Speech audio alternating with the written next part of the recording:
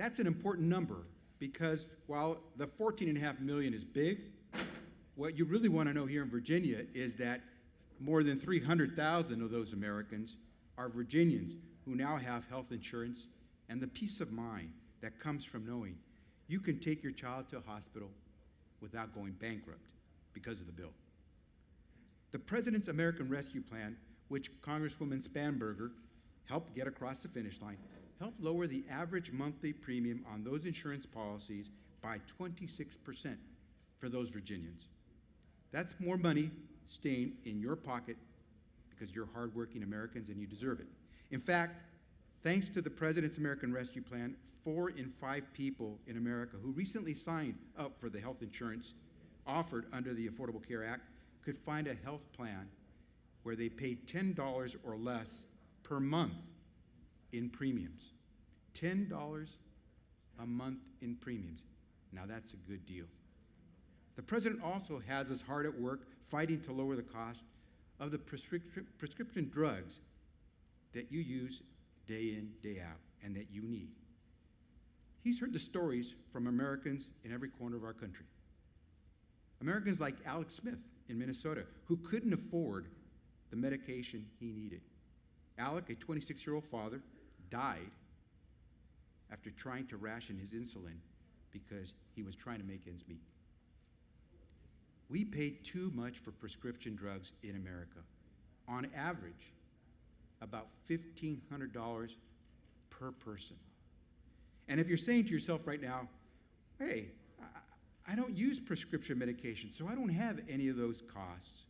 Well, just think how much your uncle or your neighbor must be paying so that when taken together, it adds up to an average of $1,500 a year for each and every one of us in America. We pay more than any comparable nation for our life-saving medications. You know what that means? Well, price gouging means Americans face impossible choices. Refill your gas tank or refill your prescription medication. Get life-saving meds or keep a roof over your family's head. When Alex Smith's mother testified before Congress, she said, "This should never happen, and I am counting on all of you to help make sure it does not happen to another family." That's why last fall, we rolled out a comprehensive plan to lower prescription drug prices through real competition, negotiating for the best price, and sparking new, innovative treatments. Our work isn't finished, and it takes all of us, because we know healthcare is not just about mending bones or dispensing pills. It's about giving people peace of mind. So, thank you, President Biden. Thank you for keeping your promise to make healthcare more affordable and for giving Americans a chance to secure the peace of mind they deserve. Now, of course, none of our progress would be possible without strong leadership in Congress. That's why I'm proud to introduce our next speaker. Abigail Spanberger came to Congress to protect Americans' access to affordable health care. Like me, she knows that raising 3 daughters means providing the health, the safety, and the chance to thrive to our children. And for the past 3 years, she has advocated for bipartisan healthcare solutions that achieve real progress and respond to the unique challenges of rural communities in America. Please join me today in welcoming your Congresswoman, Abigail Spanberger.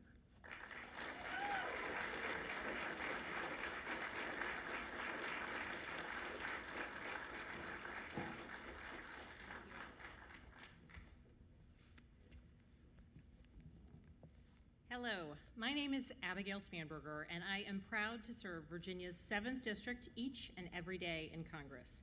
On behalf of our district, I'd like to welcome President Biden and his team to Culpeper County. Welcome to our Commonwealth, Mr. President. Thank you, Secretary Becerra, for your introduction, and thank you for your attention to the rising cost of prescription drugs. I look forward to working closely with you in the future. Thank you to Mayor Reeves and members of the Culpeper Town Council for being with us today. Today, I am proud to bring the President of the United States here to one of the campuses of Germanna.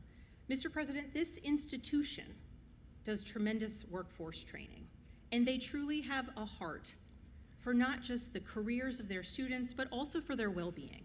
If anyone in your administration has questions about how to get the next generation prepared and how to keep our country competitive, I would encourage them to look no further than this place.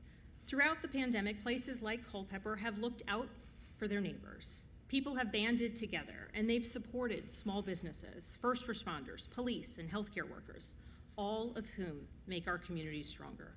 We have seen tremendous progress in the battle against this virus, but even in the midst of this moment of recovery, our communities still struggle with the sticker price of many items, including and especially at the pharmacy counter.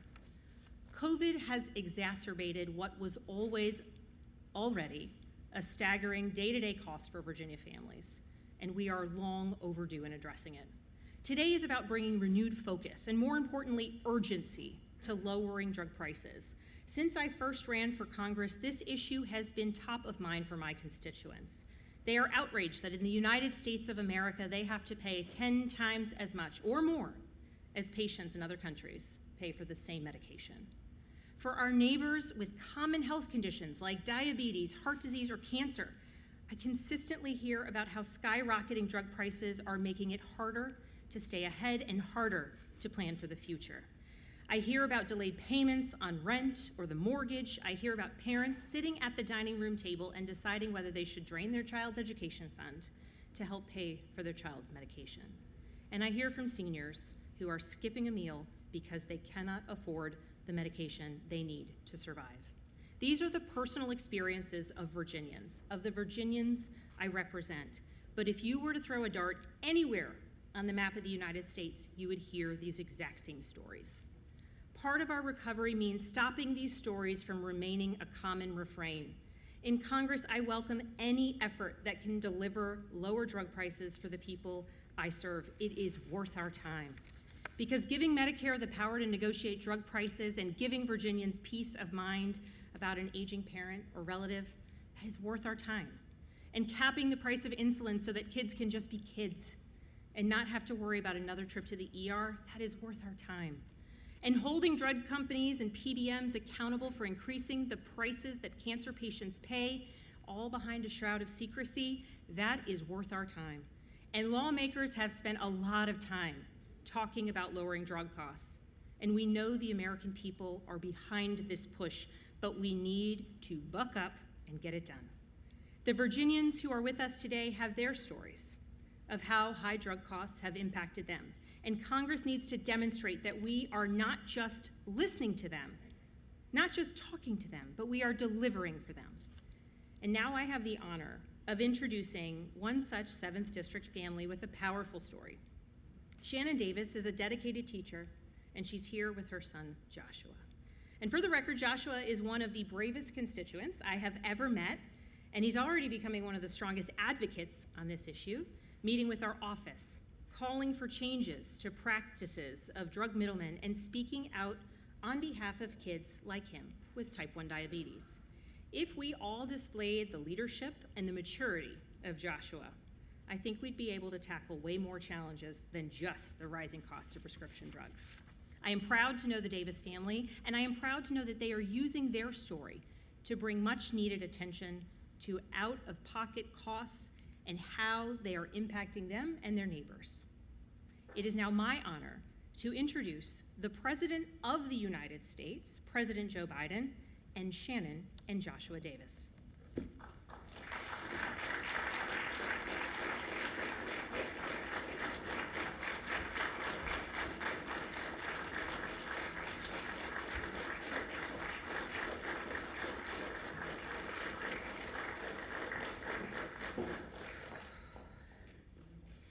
Thank you so much to Congresswoman Spanberger and President Biden for reaching out to us to be able to share our story with you today. Our story represents just one of the millions of Americans who live with chronic illnesses that require life-saving medication every single day.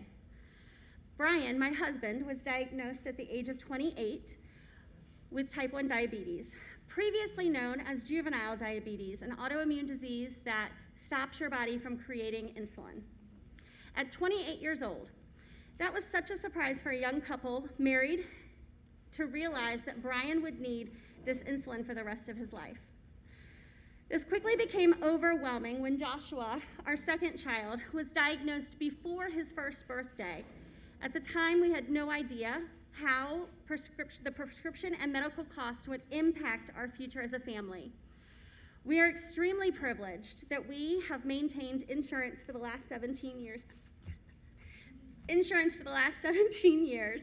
However, even with insurance, we currently spend between $6,000 and $7,000 a year.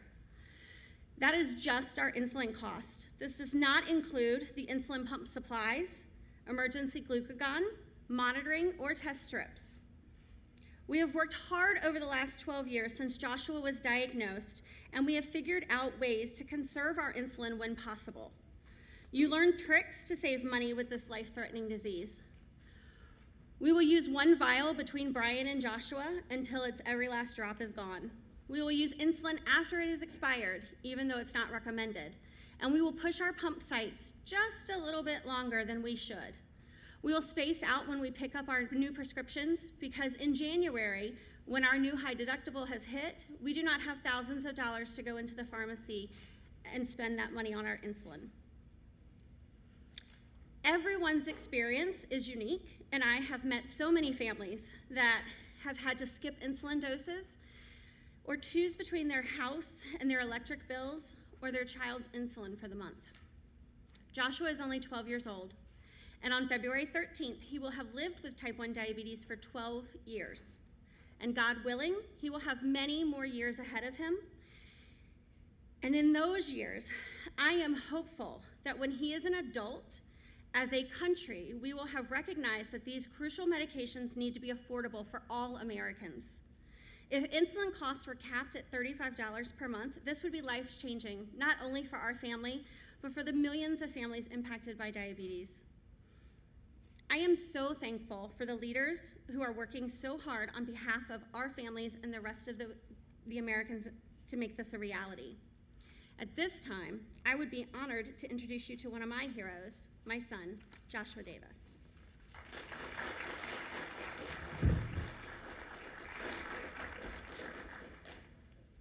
Thank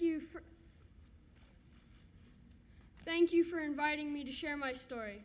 My name is Joshua Davis, and I am 12 years old and in the 7th grade at Swift Creek Middle School in Chesterfield, VA. I am active in Scouts and love playing goalie with my CYL lacrosse team. I was diagnosed with type 1 diabetes at 11 months old. So my entire life, this is all I have ever known, and until there is a cure, all I will know. Before getting my insulin pump, I needed 10 to 12 shots of insulin a day. But my insulin pump changed that. But while I am getting older, I also need more insulin every day. I have to be careful with my bottles of insulin because they can break very easily. And, well, I am a 12-year-old boy. It helps that my dad also has type 1 diabetes. He is truly my hero for showing me how to live with type 1 diabetes. I am thankful that insulin was invented because it is my life support. I don't have a choice whether or not to use it. I lead a very active life, and I don't let type 1 slow me down. I'm thankful that my parents do what they can to make sure I have insulin. Thank you so much to Congresswoman Spanberger and President Biden for all they are doing to make sure I will be able to continue to live safely and actively with affordable insulin. Ladies and gentlemen, please welcome the President of the United States, President Biden.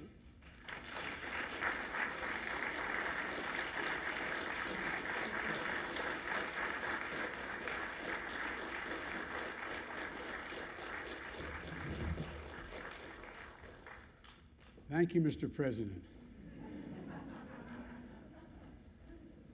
I could have no more have done that when I was 12 years old than fly. I used to be a stutterer. I was scared to death. I would stand up and talk like that. and I can't tell you how proud I am of you. And your brother is equally as impressive as you are. He's standing there, he's sitting there 2 seats over. Shannon and Joshua, and by the way, happy birthday, man. He's gonna be 13 years old, teenager, in a couple days.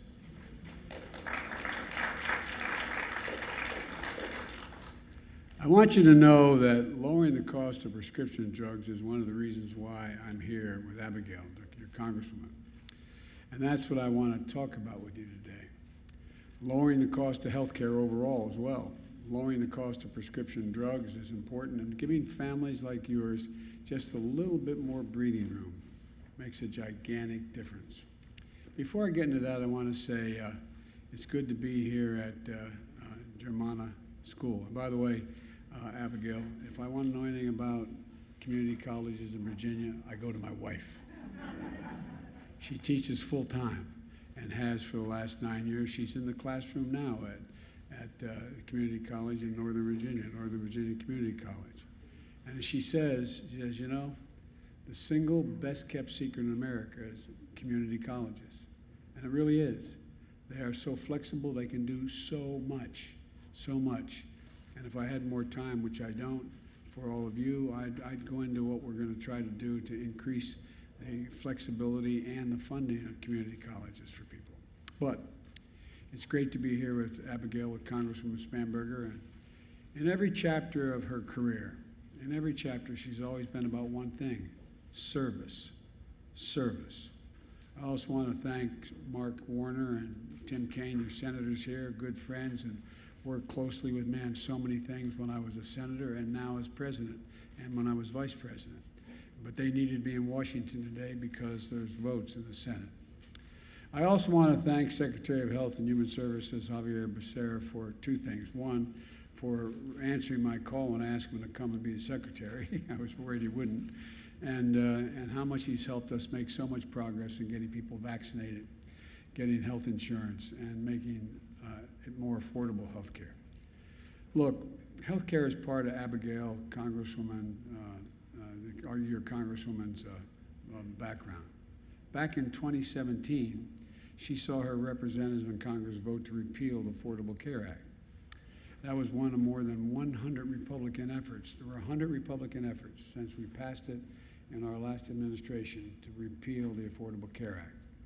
But she knew that that was the exact opposite of what Central Virginia badly needed. You needed then and you need now more access to quality health care that is more affordable. So when I became President of the United States, that's what we did. We passed the American Rescue Plan, which made quality coverage through the Affordable Care Act more affordable than ever before, with families saving on average, who signed up, family on average $2,400 a year in their annual premiums. Compared to last year, the average monthly premium for Virginians has gone down more than 25%. Over 5 million people have gained coverage through the ACA since I became president. And as was mentioned by Javier, over 300,000 Virginians have signed up for health insurance during the open enrollment period here in Virginia. And we want to go further. Lowering prescription drug prices, get a cap on the amount people pay on Medicare, pay for prescription drugs, and to bring more clarity and fewer surprises when you get your bills if you've been hospitalized.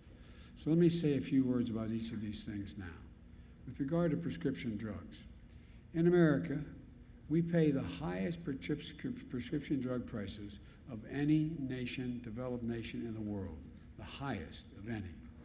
And it's about 2 to 3 times higher than what other countries pay. Let me give you one example. An anti-cancer drug to treat leukemia and lymphoma costs $14,000 a month in the United States. The same exact drug, made by the same exact pharmaceutical company, is sold in France, and it's $6,000 a month. $6,000 in France. Same exact drug, same exact manufacturer, same exact amounts. Not 14, but 6. That's for a month's supply. Today, 1 in 4 Americans who need prescription drugs struggle to afford them. 1 in 4. Nearly 30% have skipped doses of essential drugs they're supposed to take. Others have simply not filled prescriptions that the doctor had given them, tried to use over-the-counter drugs or pills cut in half because they can't afford the cost of their prescription. This is the United States of America, for God's sake. That's just wrong. It's simply wrong, especially since it doesn't cost the drug companies nearly as much to make the drug or the research that went into them. Let me regress for just a moment here. I started when in the Obama-Biden administration an effort to deal with the cancer moonshot, to change the way in which we deal with cancer. And I'm reinstituting that in my administration now. And it was interesting. We had these hearings all over the United States, and one of the major events we used at Howard University, where there were 35 other events going on simultaneously with this. I subsequently met with the heads of, I think it was 13 drug companies. And I asked them, I said, if you found a cure for a particular cancer, how much you think you should be able to charge? And the response universally was, what the market will bear. I said, hope I don't get elected president, because that's just not what you'll get. You should be treated more like a utility. You should be able to make a significant progress. Let's add up how much, and like they do in Germany, how much did it cost you, all the research and development, all the effort, add it all up, and then on top of that, add a significant premium for it, a profit of 20 to 30% above that, maybe in some cases more. But the idea you can charge whatever you want, it's just not going to happen in the United States of America if I have anything to do with it. Even if you think this doesn't affect you, it does, by the way. Everyone has less money in their pockets today because of high drug cost, and health insurance. And it's more expensive for everyone. And the reason it is this is what your insurance companies pay. All you have insurance. You're paying a heck of a lot more even if you're not using the drugs. Over the past decade, healthcare costs have gone up 50%. Prescription drugs are a big chunk of that. And there's a lot of things that almost every American can agree on. But I think it's safe to say that all of us, whatever our background, our age, where we live, whether we agree on prescription drugs, look, we all acknowledge they're outrageously expensive. And in many cases, very no relationship to cost. Doesn't need to be that way. Josh and Shannon, it costs drug companies less than $10 to make a vial of that insulin. Less than $10. That's what it costs. There's no reason you should be paying over $300 a vial for medicine you need every day to stay healthy and in many cases stay alive. As your mom said, you've got to pay $5,600 for prescriptions before your insurance even kicks in. You got to do the deductible. Shannon, you should have peace of mind of knowing that Joshua grows up and leaves your health care plan. He'll be able to choose a job without ever having to make a choice between which one has the particular health care coverage. You know, we're now in a position where we can cap copays for insulin at $35 a month. And still a staggering profit, 3.5 times what it costs to produce the drug. You can do that with the stroke of we can do that with a stroke of a pen. In my Build Back Better legislation that with Abigail's leadership passed the House of Representatives, we can do that. Now we just have to get it through the United States Senate, and we're close. We can do even more to lower out-of-pocket prescription costs. Under my proposal, we will hold drug companies accountable for the absurd price increases. Here's how. Drug companies that increase their prices faster than the rate of inflation once the price is set will face a steep tax. This will help us end the days when drug companies can increase their prices with no oversight, no accountability, and no responsibility. We're saying to drug companies, you are finally going to become accountable when you raise prices on the American people. accountability, you're still going to make a significant profit. And we can take additional steps to lower drug costs for people with Medicare, something Abigail has championed. Right now, the only thing Medicare is not allowed to negotiate the price of are prescription drugs. For everything else covered by Medicare, a doctor's visit, they negotiate, say, we'll pay no more than this much for a doctor's visit. So if the doctors don't want to take any Medicare patients, they don't have to. But if they have a Medicare patient, which there are millions of them, they cannot charge more than a certain amount. Crutches. We limit the amount of money they can pay for crutches. But Medicare can negotiate everything except drug prices. The only outfit they can't deal with. My plan is going to allow Medicare to negotiate the prices they're prepared to pay for each individual drug. If the company says I'm not going to sell it to you for that price, fine. But they're going to lose millions of customers. Millions of customers. What we're proposing is that we negotiate fair prices, one that reflects the cost of research and development and the need for significant profit, but still is affordable and has some relationship to the cost the drug company had. My plan also caps the amount that seniors on Medicare have to spend on prescription drugs each year total, so that if they're on Medicare, they'll not have to spend out of pocket more than $2,000 a year, no matter how many drugs they're taking. With drug companies, insurance companies, and medicine and Medicare picking up the rest of the cost. And just last month, to bring greater transparency to healthcare costs, my administration outlawed surprise billing. I've had significant experience with hospital care. My son Bo was Attorney General of Delaware and won the Bronze Star in Iraq, and dealing with being deployed overseas for a long time, for a year. You know, he came back with glioblastoma. He died. But you know what? The fact is that, and I was hospitalized a long time. I had a couple of years ago, cranial aneurysms, was hospitalized for a long time. And you can no longer get that surprise billings we got. If your health care plan did not cover a particular doctor, but you didn't even know he was being consulted, you get an extra bill for $2,000 to $5,000. They can't do that anymore. No more surprise billing. No more. Millions of hardworking Americans will no longer have to worry about unexpected medical bills, and Abigail has been making sure that we bring the same transparency to drug prices. A couple years ago, Abigail worked to pass a bipartisan legislation to make drug prices more transparent so you knew what you were paying for. And my administration is working with Abigail to make sure we enforce that. She also has been relentless in making sure the law that's been on the books that says pharmaceutical companies need to provide rural clinics and community health centers with discounts on prescription drugs, it's actually enforced.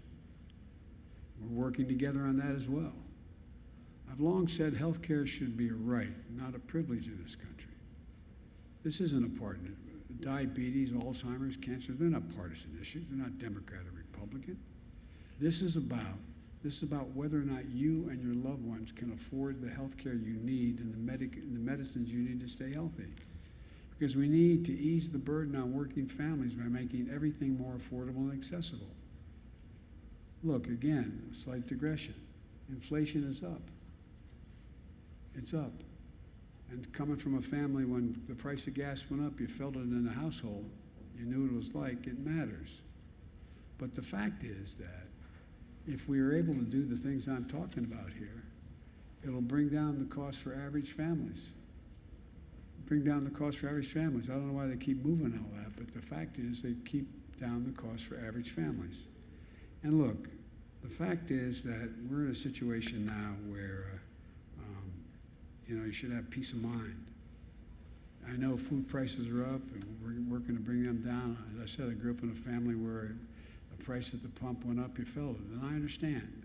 But these things are necessities. We're working to bring down prices where they're not totally what families, in fact, have to pay now. you still have to pay for child care. Child care is a cost for millions of families. You still have to pay your prescription drug prices.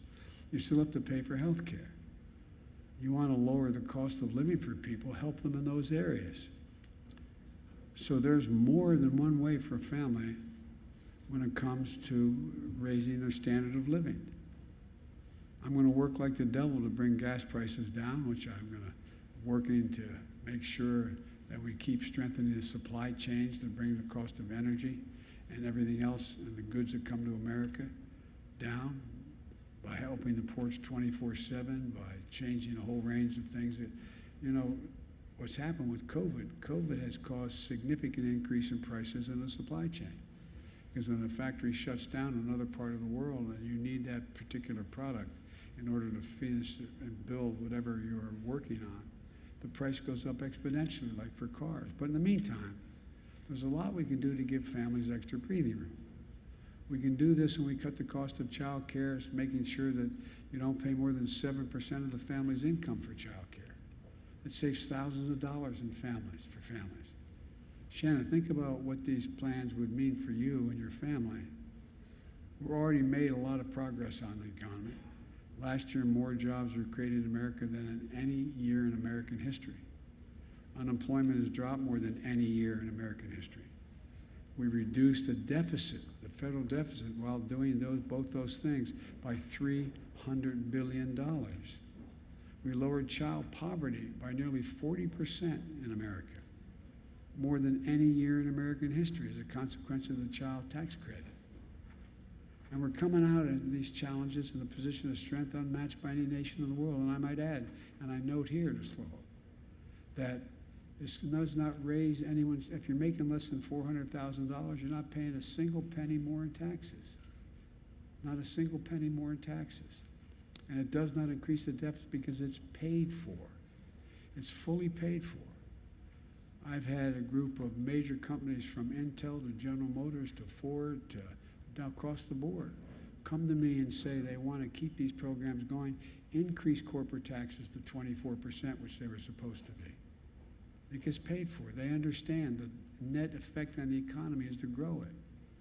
We know that when we invest in ourselves, there's no limit to what we can achieve. With leaders like Abigail and the brave folks like Shannon and Joshua, all of you know here today that all this progress we made is going to be just the beginning. Just the beginning. I promise you, we're going to do so much more. And it will not, I emphasize, it will not increase the debt. Will not increase taxes on anyone making less than $400,000 a year. And by the way, I'm a capitalist. I'm a capitalist. You should be able to make $1 million or $1 billion. Just pay a little bit of your fair share, that's all. We have over 53 companies in America that made $40 billion last year. Didn't pay a single penny in taxes. Not a single penny. It's not right. And so you find a lot of these corporations realize to grow and be competitive, it makes sense just to pay a little more in taxes at the top end in order to afford this economic growth we're creating. But bringing down the cost of health care, bringing down the cost of prescription drugs is an easy thing for us to do. It can be done legally with a stroke of a pen. We just got to get Abigail's enthusiasm that she got it through in the House of Representatives to the United States Senate. So maybe dragging you over to the Senate to spend some time. But all kidding aside, there's so much we can do. And I want to thank the family for being willing to stand up here and share their story. And Dad, stand up so everybody knows who you are. I want them to see you. That good-looking guy back there, that's Dad.